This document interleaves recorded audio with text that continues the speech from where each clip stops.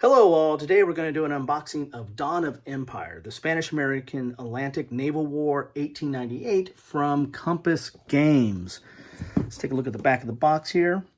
It all really started in February of 1895 when Spain unilaterally suspended constitutional guarantees to Cuba and its population.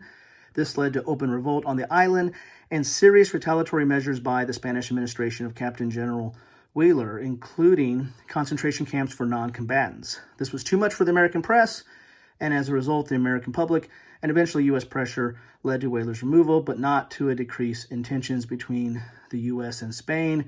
And then the Maine happened. We all remember the Maine, right? Complexity 4 out of 10, time scale 1 turn equals 11 days, map scale strategic area varied size, unit scale individual warships, number of players 2, suitability for solitaire 5 of 10, average time to play 2 to 3 hours. Recommended age is 14 plus. You get 216 5 1/8 inch counters, one 22 by 34 inch map, 2 player aids, 1 battle mat, 1 rules booklet, 4 dice, and here you get an example of the counters there. This, I believe, is a successor or owes some inspiration to the original War at Sea, which I have here, which is a relatively easy game, kind of some people call it a buckets of dice game. But what I find very interesting about this game is that it is given its time frame, I think this was published in the 70s.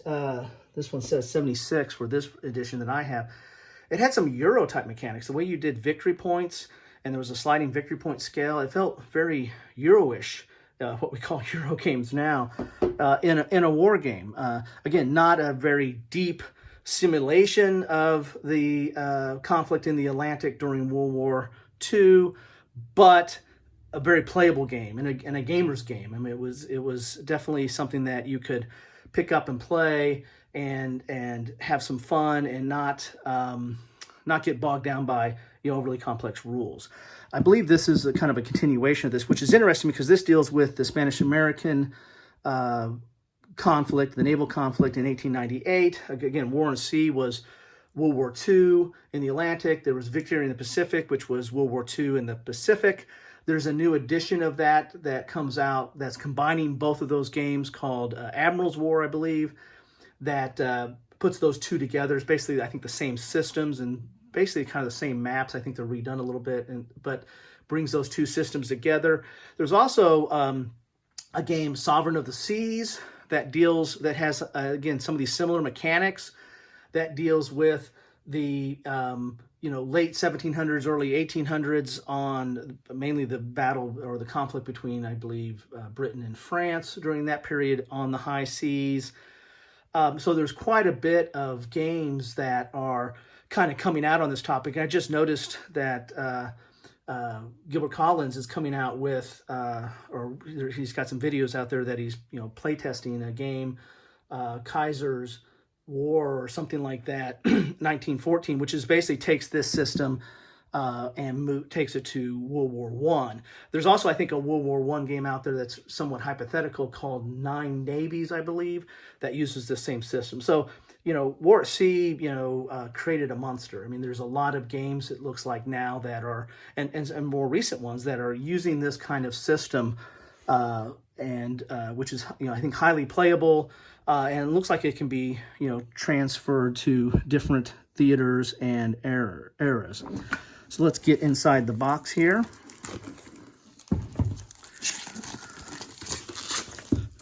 So good, solid Compass box. Good, nice thickness there. This is a very sturdy box, as you can see there. Nice, sturdy box. You get dice, 4 dice, 2 black, 2 white. Here is your rule book, which is 20 pages. And it looks like there's an example of play there, full color, which is always nice. Look at that. You have optional rules start on page 12. So actual rules it looks like it's 11 pages.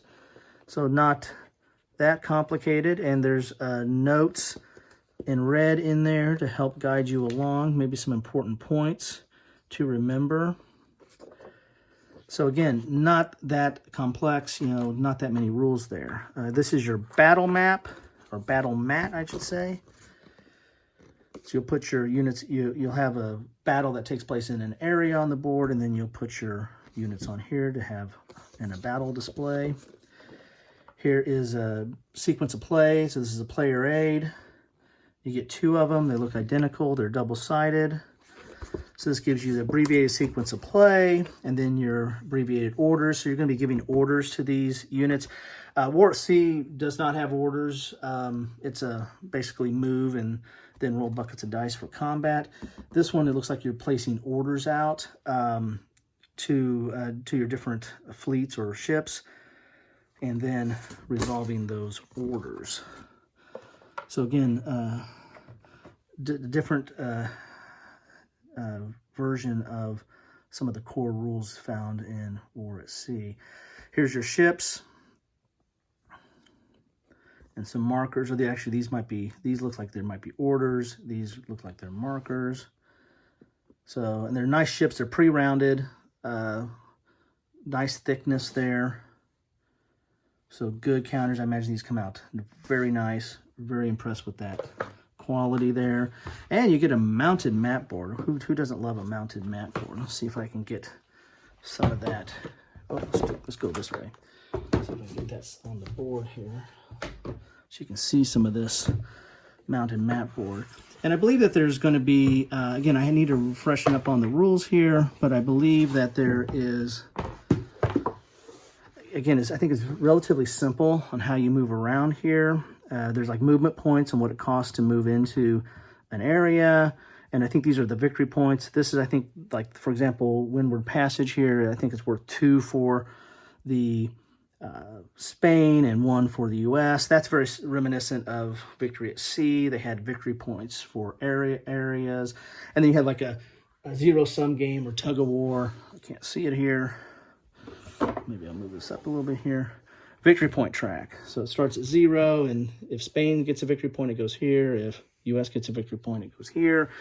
So you kind of have that little tug of war. Again, that's very reminiscent of War at Sea and Victory in the Pacific. You have your turn track up there as well. You also have your search matrix, which is kind of neat. So naval war game that has some search. And then also you have here, you have, it's on the player aid, but you also kind of have it here. Explaining the naval unit, you know, the unit type, defense strength, attack strength, movement and allowance. You have leaders, which again, there wasn't leaders in Victory at Sea. So this is a new addition. And again, I don't know if those other versions, like the 9 Navies, Sovereign Seas, or Admiral Wars, if they add those or not. So you've got a nice little key here talking about some of the counters and stuff on the map. So great map. I mean, it's very, very nice looking, mounted, very vibrant. I mean, easy to read. So, and then the counters are nice. So, I mean, the production of this is very good. Really like the production value of what you're getting here. Again, the game system, I think, is not going to be that complicated. It looks like it adds a little bit more than War at Sea, but it doesn't look like it adds so much that it is, you know, going to be too complex. So hope this was helpful. If you like it, please like. If you want to see more or want to see what else I'm doing, please subscribe. And as always, you know, love to hear your comments. Thank you and for taking the time.